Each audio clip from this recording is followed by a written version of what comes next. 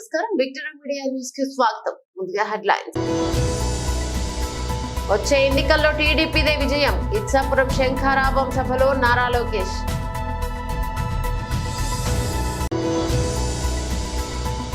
కేంద్రానిదే త్వరలోనే పొత్తుల సమాచారం అందిస్తాం. BJP chief Purandeswari.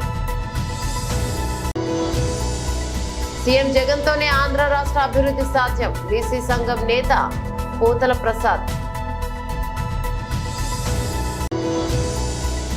క్యాన్సర్ వ్యాధి గ్రామ స్థాయి నుంచి అవగాహన కల్పించాలి. మహాత్మా గాంధీ ఆసుపత్రి ఎండీ మురళీకృష్ణ. రానున్న ఎన్నికల్లో తెలుగుదేశం పార్టీ ఖచ్చితంగా విజయం సాధిస్తోందని ఆ పార్టీ జాతీయ ప్రధాన కార్యదర్శి నారా లోకేష్ అన్నారు. తమ ప్రభుత్వం ఏర్పడ్డాక ప్రతి ఏటా డిఎస్పీ నిర్వహిస్తామని హామీనిచ్చారు. శ్రీకాకుళం జిల్లా ఇచ్చాపురంలో శంకరావం యాత్రకు ఆయన శ్రీకారం చుట్టారు. ఈ సందర్భంగా లోకేష్ మాట్లాడుతూ టీడీపీ పాలనలో ఉత్తరాంధ్రను జాబ్ క్యాపిటల్ ఆఫ్ ఇండియాగా చేస్తే జగన్ గంజాయి క్యాపిటల్ గా మార్చారని, 4.5 ఏళ్లలో ఒక్క డిఎస్పీని ఇవ్వని ఆయన ఇప్పుడు ఎన్నికల్లో సమయంలో కొత్త నాటకం ఆడుతున్నారన్నారు. మోసం, దగా, కుట్రకి ప్యాంట్ షర్ట్ వేస్తే జగన్ లా ఉంటుందన్నారు. 1500 కోట్ల రూపాయలు ఖర్చు పెట్టి పెద్ద ఎత్తున మన నియోజకవర్గాన్ని మనం అభివృద్ధి చేసుకున్నాం. అనేక ప్రాజెక్టులు తీసుకొచ్చాం, ఆసుపత్రులు తీసుకొచ్చాం. వైకాపా ప్రభుత్వం ఇచ్చాపురం చేసిందేంటి, పీకింది ఏంటని కావాలని మన మధ్యలో చిచ్చు పెట్టడానికి ప్రయత్నిస్తున్నారు. మీరు ఎవరు అధైర్యపడదు, జాగ్రత్తగా ఉండండి. జగన్ ఈ మధ్యన కొత్త నాటకం మొదలు పెట్టాడు. ఆ నాటకమే డిఎస్సి. 4 సంవత్సరాలు 10 నెలలు ఒక్క డిఎస్సి ఇవ్వలా. డిఎస్సి అన్న పదం ఆయన నోరు నుంచి రాలా.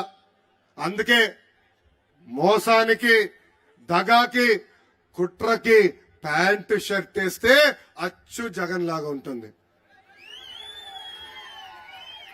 ఎన్నికల ముందర ఏం చెప్పాడు ఈ జగన్?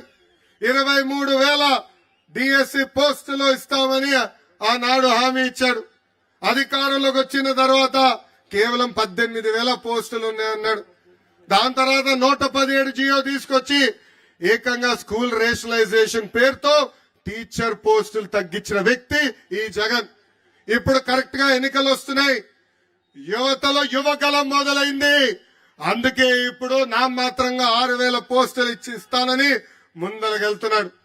ప్రజలందరూ ఆలోచించాలా. అన్న విశ్వవిఖ్యాత నట సార్వభౌమ స్వర్గశ్రీ నందమూరి తారక రామారావు గారు కానివ్వండి, చంద్రబాబు నాయుడు గారు కానివ్వండి, ఇద్దరు కలిసి 1,70,000 టీచర్ పోస్టులు భర్తీ చేశారు. ఈ సభాముఖంగా నిరుద్యోగ యువకులకు హామీస్తున్నా, వచ్చేది మన ప్రభుత్వమే. ప్రతి సంవత్సరం డిఎస్సి మేము ఏర్పాటు చేస్తాం.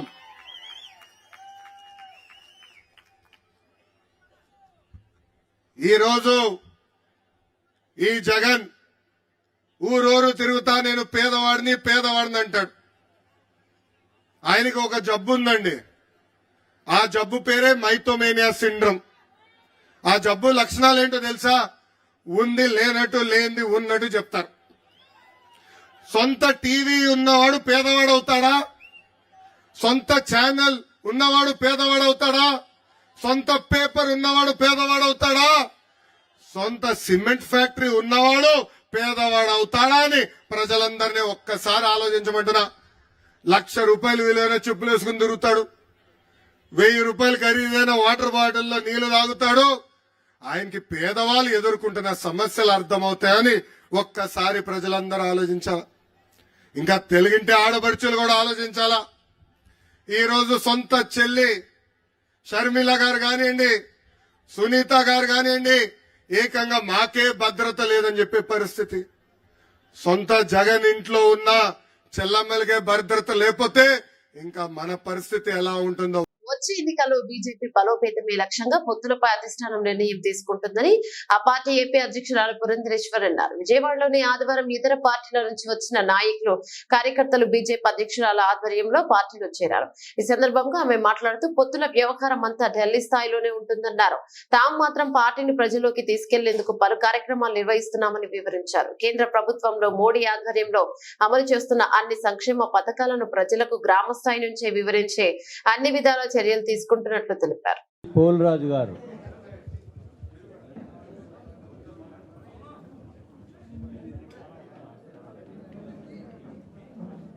ఉపాధి అవకాశాలు కల్పిస్తాయి. కాబట్టి అటువంటి పరిశ్రమల మీద దృష్టి కేంద్రీకరిస్తూ స్థానికంగా ఉన్నటువంటి నైపుణ్యాన్ని గుర్తిస్తూ అభివృద్ధి చేస్తూ తద్వారా పరిశ్రమలు ఏర్పాటు చేసి మన యువతకి ఎప్పుడైతే మనం ఉపాధి అవకాశాలు కల్పించుకోగలుగుతామో కేవలం ఆ ప్రాంతం మాత్రమే కాకుండా ఆ ప్రాంతం అభివృద్ధి చెందటంతో దేశం కూడా అభివృద్ధి చెందేటువంటి అవకాశం ఉంటుందని పదే పదే దీన్ దయాళ్ ఉపాధ్యాయ గారు చెప్పినటువంటి మాట. దీన్ దయాళ్ ఉపాధ్యాయ గారు వారి మరణానంతరం వారి సిద్ధాంతాన్ని యథావిధిగా భారతీయ జనతా పార్టీ నేటి వరకు కూడా కొనసాగిస్తూ వస్తుంది. సాధారణంగా వారసులు అంటే రక్తం పంచుకు పుట్టిన వారం అని చెప్పి మనం అందరం కూడా భావిస్తూ ఉంటాం. కానీ గుర్తించవలసినటువంటి విషయం, ఎవరైనా సరే ఒక మహనీయుడి ఆలోచనలు కావచ్చు, వారి సిద్ధాంతాలని కావచ్చు, వాటిని తూచా తప్పకుండా గనక అనుసరించినట్లయితే అటువంటి ప్రతి ఒక్కరూ కూడా వారసులేనని చెప్పి మనం చెప్పుకోవచ్చు.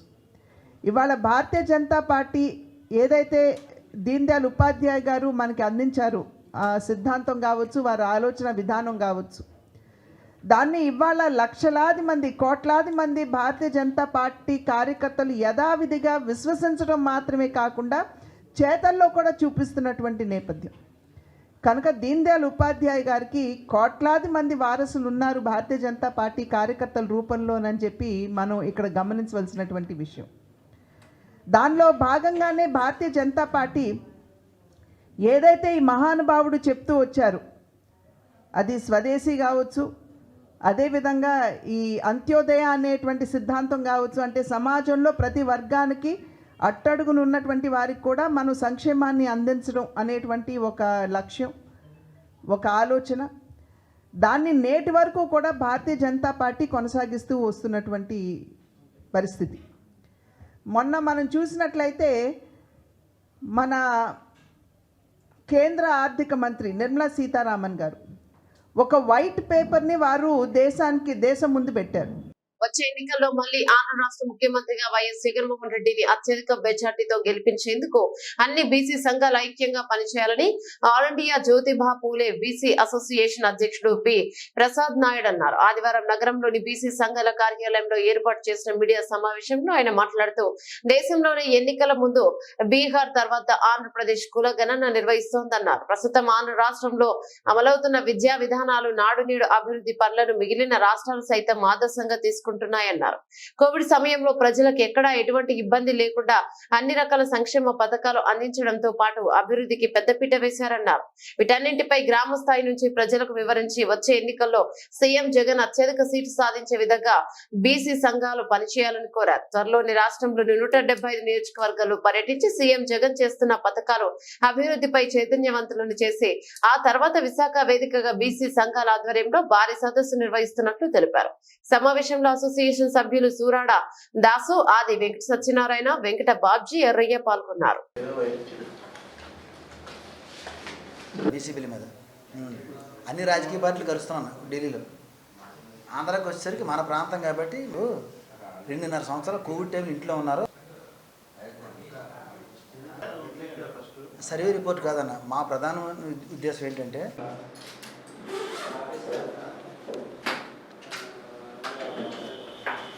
ఈ ఎలక్షన్ వరకు ఒక ప్రోగ్రామ్ స్టార్ట్ చేసాం. అది తర్వాత పార్లమెంట్లో బీసీ బిల్లు అడిగిన వెంటనే విజయసాయి రెడ్డి గారు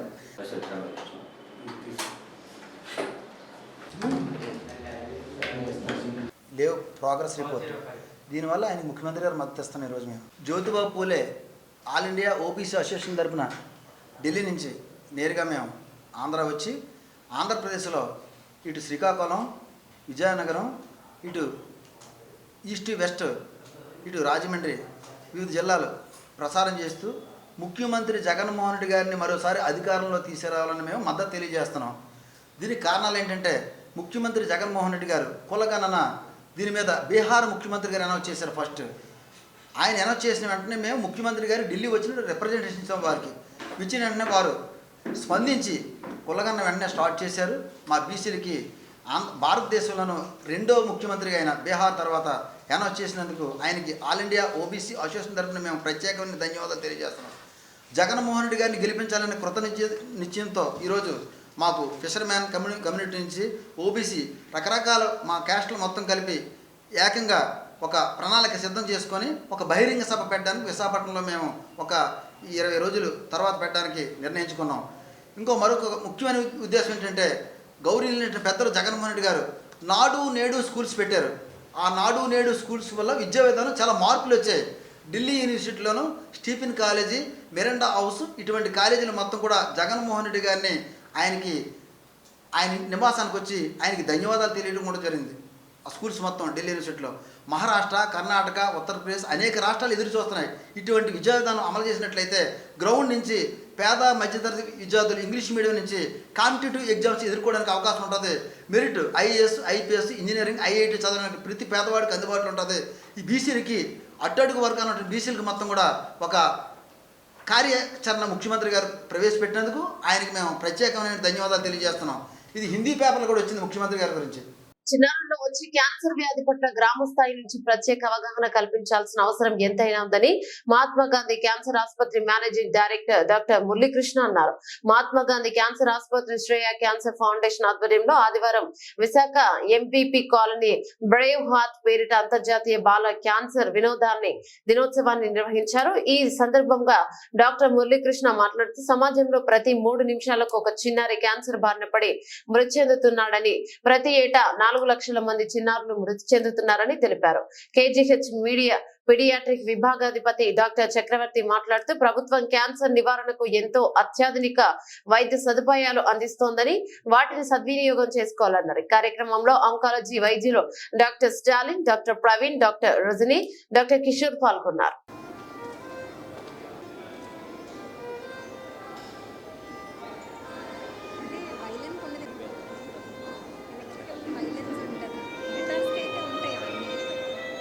Mahatma Gandhi Cancer Hospital Research Institute, we started around 19 years back in Visakhapatnam.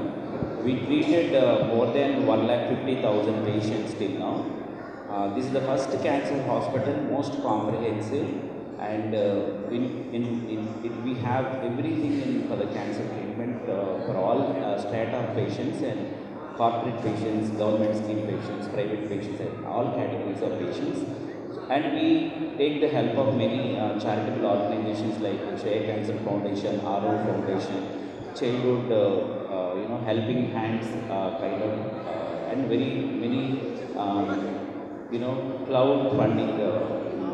crowdfunding organizations also to help in the treatment of patients.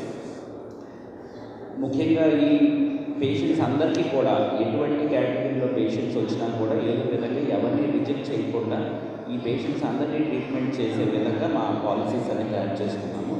So ఈ 19 సంవత్సరాల జర్నీ కూడా చాలా సాటిస్ఫాక్టరీగా జరిగింది, ఎందుకంటే ఇంతమంది పేషెంట్స్ని మేము ట్రీట్మెంట్ చేయగలిగాం. సో ఈరోజు ఈ ఫంక్షన్ ఎందుకు చాలా ఇంపార్టెంట్ అంటే చిన్నపిల్లల్లో వచ్చే క్యాన్సర్స్ని మనం తొలి దశలో గుర్తిస్తే పెద్దవాళ్ళలో వచ్చే క్యాన్సర్లా కాకుండా 80% నుండి 90% పేషెంట్స్ని పూర్తిగా క్యూర్ చేసేవచ్చు అనమాట. ఆ విధంగా ఈ ప్రోగ్రామ్ని మేము ఒక 8 ఇయర్స్ నుండి చాలా ఇంటెన్సివ్గా పిల్లల్లో వచ్చే ప్రాబ్లమ్స్ని ట్రీట్మెంట్ చేయడానికి పాలసీస్ కానీ, ప్రోటోకాల్స్ కానీ, ఇంటర్నేషనల్ గైడ్లైన్స్ ప్రకారం డాక్టర్స్ వీళ్ళందరినీ చూసి బోన్ మ్యారో ట్రాన్స్ప్లాంట్ యూనిట్ కూడా పెట్టి ట్రీట్మెంట్ విధానాలు చేయడం మొదలుపెట్టాము. దీంట్లో ఇప్పటి వరకు 1400 మంది పేషెంట్స్ని చిన్నపిల్లలకి వరకు ట్రీట్మెంట్ చేయడం జరిగింది. ఇది చాలా పెద్ద నెంబర్ అనమాట. ఒక హాస్పిటల్లో ఎంతమంది పేషెంట్స్ని ట్రీట్మెంట్ చేయడం. అలాగనే ట్రీట్మెంట్ చేసామని కాదు, రిజల్ట్స్ కూడా ఇంటర్నేషనల్గా ఏదైతే బెస్ట్ రిజల్ట్స్ ఉన్నాయో ఆ రిజల్ట్స్ ఇక్కడ మనం సాధించగలిగామని చెప్పడానికి మేము చాలా గర్విస్తున్నాము. ఏదైతే జనరల్గా developing countries and under developed కంట్రీస్లో సర్వైవల్ రేట్స్ 30%, 20%, 30% ఉంటాయో, ఏదైతే ఇంటర్నేషనల్ స్టాండర్డ్స్లో 80% మనం క్యూర్ చేయొచ్చు అనుకున్నామో ఆ నెంబర్కి చాలా దగ్గరగా మనం ట్రీట్మెంట్ రిజల్ట్స్ చూపించగలిగాము. సో ఇది చాలా ఎంకరేజింగ్గా ఉంది. అలాగనే గవర్నమెంట్ సపోర్ట్ కానీ ఇక్కడ డాక్టర్స్ అంటే రిఫరల్ డాక్టర్స్ ఎవరైనా పేషెంట్స్ని ఇక్కడ మేము ట్రీట్మెంట్ చేయాలంటే వేరే డాక్టర్స్, పీడియాట్రిషియన్స్ వాళ్ళకి ఈ విశాఖ ఎంపీపీ కాలనీలోని భద్రం పార్క్ లో శ్రీరామ షడక్షర పూర్వక హనుద్వైభవ మహాయాగం అంగరంగ వైభవంగా నిర్వహిస్తున్నారు. ఈ సందర్భంగానే ఆదివారం బ్రహ్మశ్రీ సామవేదం షణ్ముఖ శర్మచే ఆధ్యాత్మిక ప్రవచనాలు చేపట్టారు. మహాయాగంలో నగరంలోని పలు ప్రాంతాల నుంచి అధిక సంఖ్యలో భక్తులు తరలివచ్చి ప్రత్యేక పూజలు చేశారు. ఈ కార్యక్రమంలో సిబిఐ మాజీ జాయింట్ డైరెక్టర్ వివి లక్ష్మీనారాయణతో పాటు పలువురు ప్రముఖులు పాల్గొన్నారు. శ్రీమాత్రే నమః, శ్రీ గురుభ్యో నమః. నా పేరు శ్రీమతి కొడుకుల లక్ష్మీ కృష్ణవేణి. అయితే విశాఖపట్నంలో ఎంవిపి కాలనీ సెక్టర్ 6లో భద్రం కమ్యూనిటీ హాల్లో గత 3 రోజులుగా జరుగుతున్న కార్యక్రమాల వివరాలు ఏంటంటే, ఫిబ్రవరి 8, 2024 అంటే ఈ సంవత్సరంలో ఫిబ్రవరి 8 నుంచి మాకు మొట్టమొదట హయగ్రీవ వ్రతం, 9వ తారీఖేమో వీరరాఘవ వ్రతం, 10వ తారీఖు నిన్న శ్రీ వెంకటేశ్వర స్వామి వ్రతం, ఈరోజు సత్యనారాయణ స్వామి వ్రతం, మరలా రేపేమో లక్ష తమలపాకుల అర్చన, ఎల్లుండేమో 13వ తారీఖు హనుమత్ వ్రతంతో, 14వ తారీఖు పూర్ణాహుతితో కంప్లీట్ అవుతాయండి. ఇది పూర్తిగా ఈ కార్యక్రమాలన్నీ శ్రీ కందాల వెంకట సత్యశ్యామ్ గారు, అరుణా గాయత్రి గారి దంపతుల ఆధ్వర్యంలో జరగబోతోంది కూడా. అయితే పొద్దున్న ఈ కార్యక్రమాలు భద్రం కమ్యూనిటీ హాల్లో 8 నుంచి మొదలవుతాయండి. 1 గంట వరకు పూజ అనంతరం దేవతా ప్రసాదంతో కంప్లీట్ అవుతుంది. అయితే సాయంత్రం గురువుగారు శ్రీ బ్రహ్మశ్రీ సామవేద షణ్ముఖ శర్మ గారి ప్రవచనాలతో సాయంత్ర కార్యక్రమాలు, సాంస్కృతిక కార్యక్రమాలతో పాటుగా అవుతుంది. తప్పనిసరిగా భక్తులందరూ ఈ గురువుగారి ప్రవచనాలకి వచ్చి భక్తి పార్వశ్యంలో మునిగి అతని ప్రవచనాలు అందుకొని అందరూ కృపాకటాక్షాలు శ్రీ సీతారామ ఆంజనేయ అనుగ్రహాలు పొందాలని మేము కోరుకుంటున్నాం. అయితే ప్రతిరోజు పొద్దున్న కార్యక్రమాలకే సుమారు 500 మంది దంపతులు పాల్గొంటున్నారు ప్రతి పూజలోని. సాయంత్రం కూడా వేలాది మంది భక్తులు గురువుగారి ప్రవచనాలు అందుకుంటున్నారు. దయచేసి అందరికీ మనవి, ఈ ప్రోగ్రామ్స్ అందరూ వచ్చి జయప్రదం చేయాల్సిందిగా మా కమిటీ సభ్యులందరం మేము కోరుకుంటున్నాం. జై శ్రీరామ్, జై హనుమాన్. తెలుగు సినిమా రంగానికి ఘంటసాల అందించిన గీతాలు మరవలేనివని బీజేపీ రాష్ట్ర అధికార ప్రతినిధి సుహాసిని ఆనంద్ అన్నారు. ఆదివారం విశాఖ బీచ్ రోడ్ లో ప్రముఖ గాయకుడు ఘంటసాల 50వ వర్ధంతి సందర్భంగా ఆయన విగ్రహానికి అభిమాన సంఘం నాయకులంతా పూలమాల వేసి ఘన నివాళులర్పించారు. అనంతరం పలువురు అభిమానులు మాట్లాడుతూ ఈ భూ ప్రపంచంలో జీవరాశులు ఉన్నంత కాలం ఘంటసాల బ్రతికి ఉంటున్నారన్నారు. కార్యక్రమంలో ఘంటసాల అభిమాన సంఘం ప్రతినిధులు గంటి మురళి, చెన్నా తిరుమలరావు, మాజీ డిప్యూటీ మేయర్ దాడి సత్యనారాయణ పాల్గొన్నారు. అమర గాయకుడు, గాన గంధర్వుడు శ్రీ ఘంటసాల వెంకటేశ్వరరావు గారి 50వ వర్ధంతి. ఆ సందర్భంగా ఈరోజు బీచ్ రోడ్లో ఘంటసాల అభిమానులందరూ కూడా ఇక్కడ వారికి పూలమాలలతో నివాళులు ఘనంగా ఇక్కడ ఇవ్వడం జరిగింది. ఘంటసాల గారి మాట అజరామరం, వారి పాట అజరామరం, వారి గాత్రం అజరామరం. వారు తెలుగు భాషే కాదు, తమిళ, తుళు, కన్నడ, మలయాళం ఇలా ఎన్నో భాషల్లో పాటలు పాడడం ఒక విషయం అయితే, మరొక గొప్పతనం వారు గంభీరమైన గొంతు ఎవరిది అంటే నభూతో న భవిష్యత్, ఒక ఘంటసాల మాస్టర్ గారిదే. వారు గళంలో అటు ఘనమైన కీర్తనైనా, ఇటు సునిశితమైన చక్కని ప్రేమమయమైన పాటైనా అన్నీ మధురంగా పలుకుతాయి అంటే అటు ఒక ఘంటసాల గారే. మరి వారు జన్మించి 100 సంవత్సరాలు దాటిన తర్వాత కూడా ఈ రోజు వరకు మనం వారి గురించి మాట్లాడుకుంటున్నాము అంటే, వారి పాట ఎక్కడ వింటే అక్కడ అలా ఆగిపోయి ఒక్క నిమిషం అలా వినాలి అనిపిస్తోంది అందరి ప్రతి ఒక్క తెలుగు హృదయానికి. అంటే అది ఆ గాత్రంలో ఉన్న గొప్పతనం. వారు ఈ లోకాన్ని వదిలి వెళ్ళి 50 సంవత్సరాలైనా ఈరోజు ప్రతి ఇంట ఒక భగవద్గీత రూపంలో ఘంటసాల మాస్టర్ గారి గొంతు వినిపిస్తోంది అంటే ఇంకంతకన్నా ఆ జన్మకి సార్థకత ఏమి కావాలి? వారు నిజంగా గానగంధర్వులే. ఈరోజు ఈ ఘంటసాల అసోసియేషన్ వారు చాలా ప్రతి సంవత్సరం కూడా వారు ప్రత్యేకించి ఘంటసాల గారి పాటల గురించి ఒక చక్కని కార్యక్రమం ఒకటి చేయడం. ఈరోజు చెన్నా తిరుమలరావు గారు, వారి అసోసియేషన్ సభ్యులందరూ, గంటి మురళి గారు, మరి ఇక్కడ దాడి సత్యనారాయణ గారు, తిలక్ గారు, వీరందరూ కూడా ఇంకెందరో అభిమానులు ఉన్నారు. విశాఖ నగరం నగరంలోని హ్యూమన్ రైట్స్ కౌన్సిల్ ప్రధాన కార్యాలయంలో ఆదివారం అత్యంత వైభవంగా సత్యనారాయణ స్వామి వ్రతం లక్ష్మీ గణపతి హోం నిర్వహించారు. హ్యూమన్ రైట్స్ కౌన్సిల్ రాష్ట్ర ప్రధాన కార్యదర్శి మంత్రి శ్యామ్ ప్రసాద్ ఆధ్వర్యంలో ఈ పూజా కార్యక్రమం చేపట్టారు. ఈ సందర్భంగా ఆలయ అర్చకులు వేద పండితులు పాల్గొని శాస్త్రోక్తంగా పూజలు చేశారు. అధిక సంఖ్యలో పలువురు కౌన్సిల్ సభ్యులు స్థానిక ప్రజలు పాల్గొన్నారు. ఈ మాఘమాసంలో మహాపవిత్రమైనటువంటి శ్రీ సత్యనారాయణ స్వామి వారి యొక్క వ్రతము, అలాగే అన్ని ఆటంకాలు కూడా తీర్చేటటువంటి గణపతి హోమము, సకల ఐశ్వర్యాలకి ప్రధాని అయినటువంటి మహాలక్ష్మీదేవి కూడా అనుగ్రహ ప్రసాదం కొరకు లక్ష్మీదేవికి హోమం అంటే లక్ష్మీ గణపతి హోమాన్ని, రమా పరివార సత్యనారాయణ వ్రతాన్ని కూడా హ్యూమన్ రైట్స్ కౌన్సిల్ మంత్రి శ్యామ్ ప్రసాద్ గారి ఆధ్వర్యంలో వారి పరివారం, వారి మహాభక్తులందరూ ఇక్కడ ఈ కర్తవ్యాన్ని నిర్వర్తిస్తున్నారు. దీని ప్రధాన ఉద్దేశం ఏమిటంటే, మనం ఎంత విద్యావంతులమైనా, ఎంత జ్ఞానాన్ని మనం సంపాదించినా భగవదానుగ్రహంతోనే ఆ జ్ఞానం పరిపూర్ణత సిద్ధిస్తుంది. కాబట్టి అలాంటి పరిపూర్ణత భగవంతుడి వల్ల మనకి సంప్రాప్తం అవుతుంది.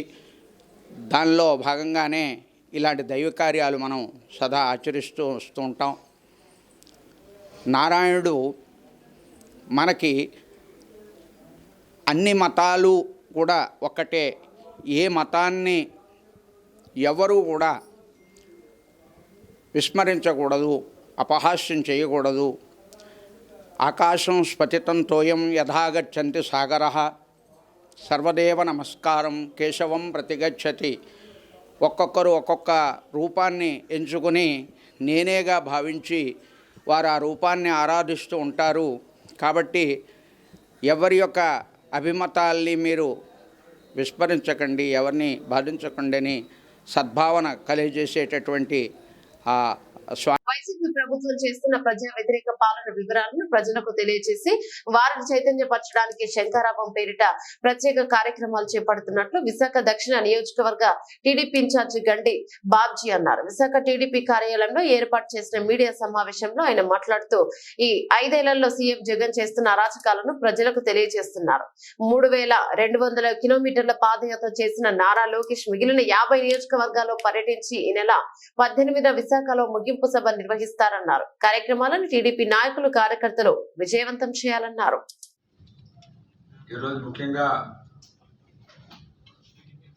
మరి మా యువ నాయకులు, జాతీయ ప్రధాన కార్యదర్శి నారా లోకేష్ గారు శంకారావం అనే పేరుతో ఈ ముఖ్యమంత్రి జగన్మోహన్ రెడ్డి వైసీపీ నాయకుల అరాచకాలకు వ్యతిరేకంగా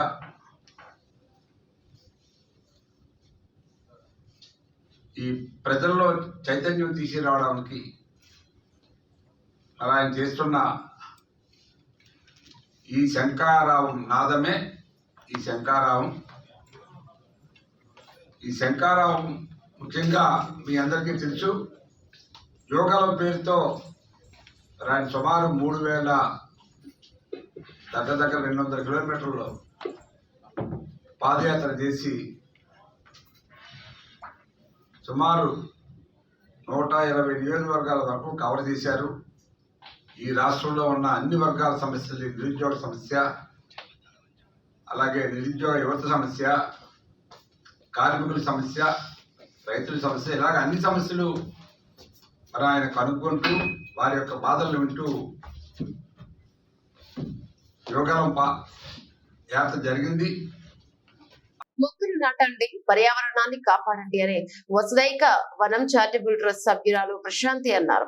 జీవీఎంసీ 75వ వార్డు కండిపిల్లి వారి విధి శ్రీ శ్రీ శ్రీ విజయదుర్గాదేవి ఆలయ ప్రాంగణంలో వసుదైక వనం చారిటబుల్ ట్రస్ట్ ఆధ్వర్యంలో ఔషధ మొక్కలు నాటే కార్యక్రమం జరిగింది. సందర్భంగా వారు మాట్లాడుతూ జనమంతా పచ్చదనం అనే కార్యక్రమం ద్వారా రాష్ట్ర వ్యాప్తంగా ప్రతి దేవాలయం ప్రాంగణంలో మొక్కలు నాటే కార్యక్రమం నిర్వహిస్తున్నామన్నారు. సుమారు 40 దేవాలయాల్లో ఔషధ మొక్కలు నాటడం జరిగిందన్నారు.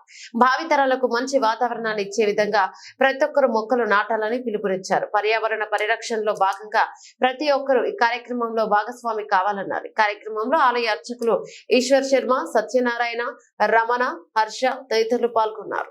నమః. నా పేరు ప్రశాంతి అండి. మన గ్రూపు పేరు వసుధైక వనం. మేము ఇప్పటికి గత 9 సంవత్సరాలుగా 1,00,000 మొక్కలు నాటామండి. ఈ విధంగా టెంపుల్స్లోను, గవర్నమెంట్ స్కూల్స్లోను, చెరువుల ఒడ్డున అలాగా అంతరించిపోతున్న మొక్కలు, ఔషధ మొక్కలు, రెవెన్యూ ప్లాంట్స్ లాంటివన్నీ కూడా వాతావరణ కాలుష్యాన్ని తగ్గించే అన్ని రకాల మొక్కల్ని నాటుతూ ఉన్నాము.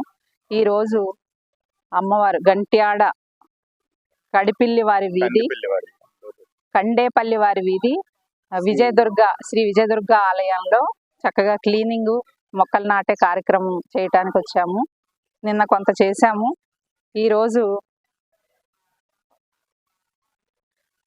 పమిడపత్తి మొక్కలు అంటే అవి ఎక్కువగా మనకి ఇప్పుడు కనిపించడం లేదు. ఆ మొక్క సమూలంగా కూడా ఔషధ మొక్క.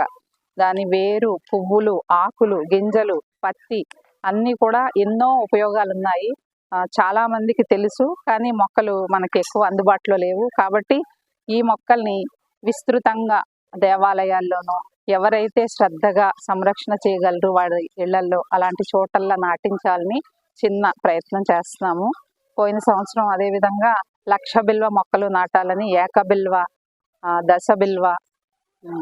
రాష్ట్రీయ స్వయం సేవక్ సంఘం మాజీ అధ్యక్షుడు, భారతీయ జనసంఘం మానవతా సిద్ధాంతకర్త పండిట్ దీన్ దయాల్ వర్ధంతి బలిదాన్ దివాస్ కార్యక్రమం గాజువాక బీజేపీ కన్వీనర్ కర్నంరెడ్డి నరసింగరావు ఆధ్వర్యంలో పాత కన్నవానిపాలెం పార్టీ కార్యాలయంలో జరిగింది. ముందుగా ఆయన చిత్రపటానికి పూలమాల వేసి నివాళులర్పించారు. అనంతరం మిఠాయిలు పంచిపెట్టారు.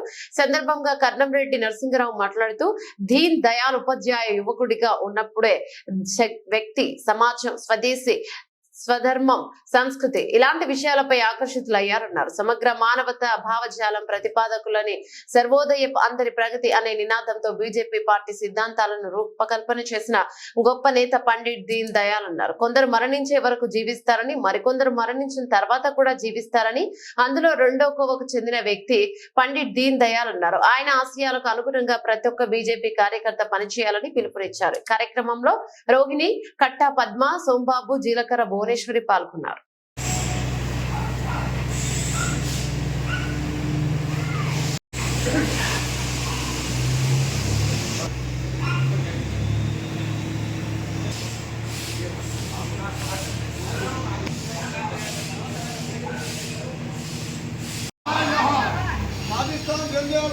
ఉపాధ్యాయ గారి ఆశయాలను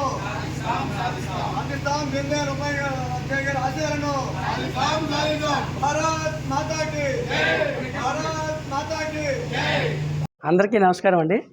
ఈరోజు మా పార్టీ పెద్దల సూచనల మేరకు గాజువాక అసెంబ్లీ నియోజకవర్గం పార్టీ కార్యాలయంలో దీన్ దయాల్ ఉపాధ్యాయ గారి వర్ధంతి సందర్భంగా ఆయన చిత్రపటానికి పూలమాల వేసి గన్నెవాళ్ళు అర్పించడం జరిగింది.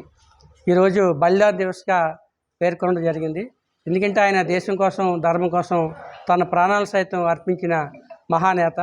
ఆయన జనసంఘ పార్టీ గతంలో ఏర్పాటు చేయడం జరిగింది. తర్వాత భారతీయ జనతా పార్టీగా అవతరించి ఈరోజు ప్రపంచం మెచ్చినటువంటి దేశ ప్రధాని శ్రీ నరేంద్ర మోదీ గారు లాంటి ఎంతోమంది నాయకుల్ని అందించినటువంటి ఘనత మరి ఆయనకే దక్కుతుంది. మరి ఆయన ఆత్మకు శాంతి చేకూరాలని ఆ భగవంతుడిని కోరుకుంటూ ఆయన ఆశయానికి అనుగుణంగా ప్రతి భారతీయ జనతా పార్టీ కార్యకర్త, నాయకులు పనిచేయాలని మా పార్టీ పెద్దలు దిశానిర్దేశం చేయడం జరిగింది. మరి ఈరోజు ఆ కార్యక్రమంలో గాజువాకలో ఉన్న నాయకులు అందరూ కూడా పాల్గొనడం జరిగింది. అందరికీ పేరు పేరున ధన్యవాదాలు తెలియజేస్తాం. వచ్చే ఎన్నికల్లో టీడీపీదే విజయం. ఇచ్చాపురం శంఖారావం సభలో నారా లోకేష్.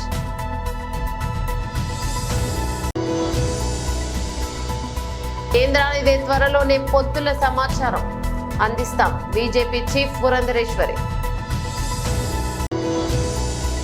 సీఎం జగన్ తోనే ఆంధ్ర రాష్ట్ర అభివృద్ధి సాధ్యం. బీసీ సంఘం నేత పోతల ప్రసాద్. క్యాన్సర్ వ్యాధి గ్రామ స్థాయి నుంచి అవగాహన కల్పించాలి. మహాత్మా గాంధీ ఆసుపత్రి ఎండీ మురళీకృష్ణ. మరో బులెటిన్ మళ్ళీ కలుసుకుందాం. నమస్తే.